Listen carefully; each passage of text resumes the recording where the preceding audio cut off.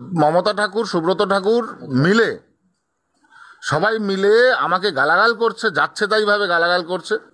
ঠিক আছে, এর ব্যবস্থা আমি নেব। এই যে একচ্ছত্র অধিপতি যেটা যে যা দালালগিরি চলছে এই ঠাকুর বাড়ি নিয়ে, এই মতুয়া সংঘ নিয়ে, সেটার বিরুদ্ধে বলেছি। সুব্রত ঠাকুর, মমতা ঠাকুর প্রকাশ্যে বসে আগামী দিনে ভারতীয় জনতা পার্টিকে কি বার্তা দিতে চাইছে সেটা আমার বলার প্রয়োজন। আমরা পরিষ্কার দেখতে পাচ্ছি, পারিবারিক সমস্যা হলে মানুষ পারিবারিক সমস্যা নিয়ে ঘরের ভিতরে বসে। প্রকাশ্যে যে বার্তা দেওয়া হয়েছে টিএমসি আর বিজেপি বসে, এই বার্তাটা বিজেপির ক্ষেত্রে আগামী দিনে ভয়ঙ্কর। অতএব বিজেপির বুঝে চলতে হবে যে সুব্রত ঠাকুর আগামী দিনে কি করতে চলেছে বা কি করতে চায়। আপনি কি বিষয়টা ঊর্ধ্বতন নেতৃত্বকে জানিয়েছেন? অলরেডি জানানো হয়েছে এবং আগামীতেও জানানো হবে।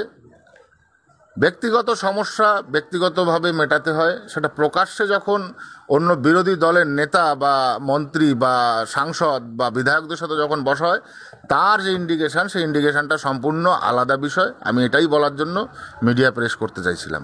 আপনি কি মনে করছেন উনি তৃণমূলে যেতে চলেছেন? বিজেপির টিকিট পেলেও তৃণমূলে যাবে, আর এমনি না পেলেও তৃণমূলে যাবে, এটা স্বাভাবিক ব্যাপার।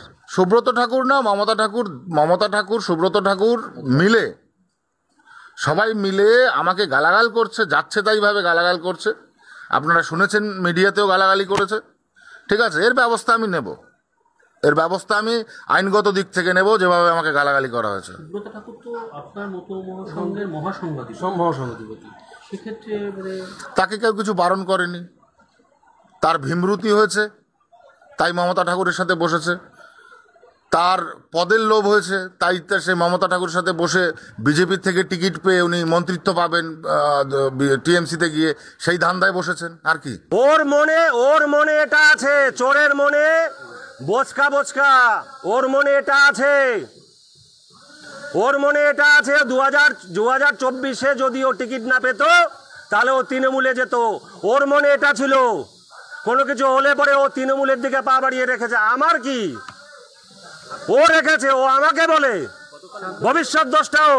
আপনি মমতা ঠাকুরের সঙ্গেও কালকে বৈঠক করেছেন এমন দাবি করছেন শান্তনু, এবং তৃণমূলের যে পথে এগিয়ে আছেন।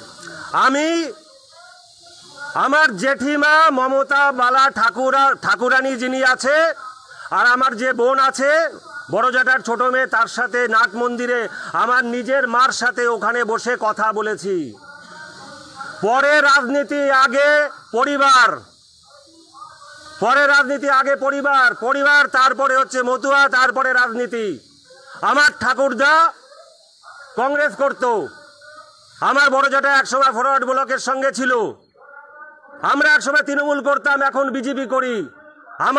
আমাদের মতুয়া ঠিক আছে।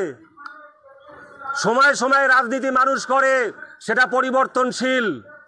আজকে মমতা বালা ঠাকুরের সাথে, সে আমার জেঠিমা, তার সাথে কথা বলেছি কি করে মতুয়াদের ভালো হয়, কি করে এই জায়গাটা এরকমভাবে একচ্ছত্রভাবে এরকমভাবে আটকে রেখে চাবি দিয়ে নিজের মতন কুক্ষিগত করে না রাখতে পারে, দালালগিরি না চলতে পারে, তার বিরুদ্ধে কথা বলেছি, যাতে সমগ্র মতুয়া সমাজ আসতে পারে। আমি আমার জেঠিমার সাথে বলেছি, আমার বোনের সাথে বলেছি, আমার মার সাথে কথা বলতে বলেছি যে সমগ্র মতুয়া সমাজ আপনারা এগিয়ে আসুন। এই দালালগিরির থেকে, এই যে একচ্ছত্র অধিপতি যেটা যে যা দালালগিরি চলছে এই ঠাকুর বাড়ি নিয়ে, এই মতুয়া সংঘ নিয়ে, সেটার বিরুদ্ধে বলেছি।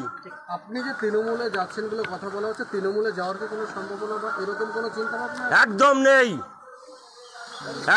নেই কোন রকম। এগুলো পুরোপুরি প্রোপাগান্ডা। কেউ স্বপ্নেও যদি চিন্তা করে ভুল স্বপ্ন দেখছে। এগুলো হচ্ছে এই দালাল চক্র ঠাকুর বাড়িতে যেটা আছে, এই শান্তনু ঠাকুরের দালাল চক্র, তাদের সৃষ্টি করা এবং শান্তনুর সৃষ্টি করা।